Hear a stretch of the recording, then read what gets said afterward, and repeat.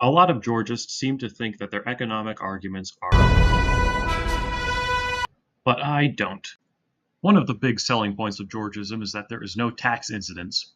Because of how rents work, you can tax all the profit from land without hindering or distorting production. So, what's the issue?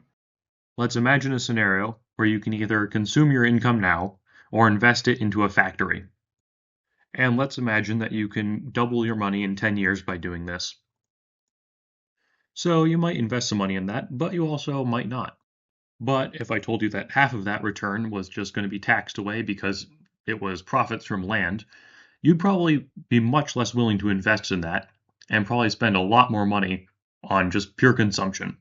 This means that despite not directly distorting the market, the LVT will almost certainly cause a collapse in investment as it becomes comparatively far less attractive than consumption, which will not be affected by the LVT. After all, there is no tax incidence according to George's theory. Even worse, the LVT will be much more likely to impact long-term investments than short-term investments. Society will become far more present-oriented as a result of this, harming it greatly in the long run, with the effect being stronger the more is taxed. Now for the second part of the Georges program, the citizens' dividend.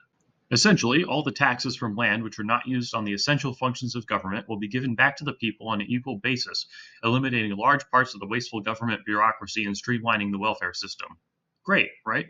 Well, yes and no. Eliminating government waste is great, but the citizens' dividend isn't.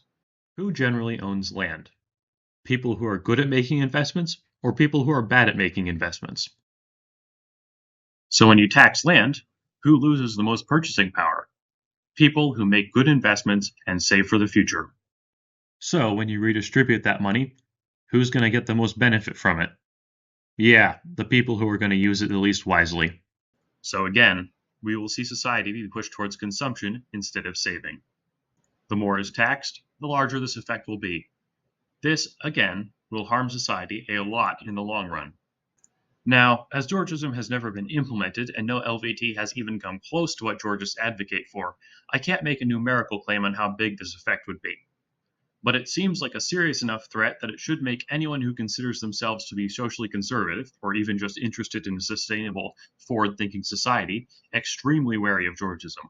I was originally going to make a much longer video, but I have lost interest in Georgism in general, so I've cut it to the two arguments that I think are original to me.